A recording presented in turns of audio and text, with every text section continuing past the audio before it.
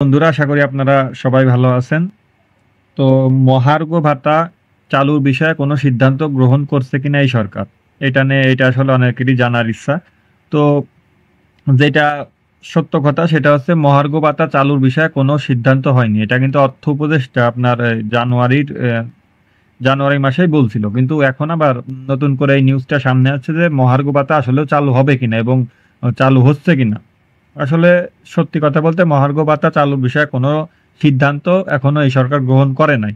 এবং এটা কিন্তু পরিষ্কার। তো এইটা নিয়ে অনেকে আসলে ভিডিও বানাইছে যে মহার্ঘ ভাতা চালু হচ্ছে, চালু হচ্ছে। আসলে মহার্ঘ ভাতা চালু হওয়ার ব্যাপারে কোনো প্রকার কোনো সিদ্ধান্ত গ্রহণ করা হয় নাই। কারণ আপনারা খালেদ মহিউদ্দিনের যে টক শো এখানে আপনারা দেখবেন আমাদের যে অর্থ উপদেষ্টা সালেহউদ্দিন আহমেদ উনি কিন্তু এই বিষয়ে ক্লিয়ার করছে। এখনো তারা সিদ্ধান্ত গ্রহণ করে নাই। তবে এইটা প্রক্রিয়া চলমান আছে।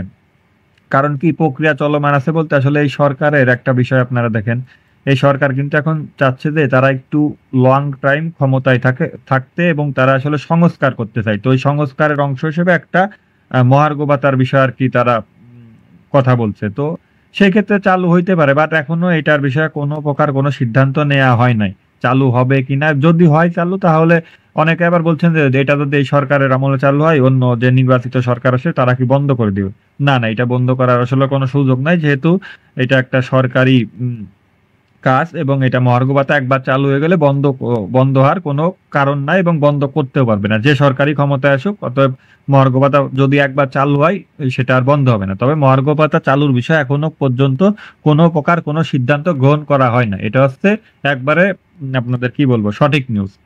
তো ধন্যবাদ সবাইকে। ভিডিওটি ভালো লাগলে লাইক দিবেন এবং চাকরি সম্পর্কিত সকল তথ্য পেতে চ্যানেলটি সাবস্ক্রাইব করে রাখতে পারেন। ধন্যবাদ সবাইকে।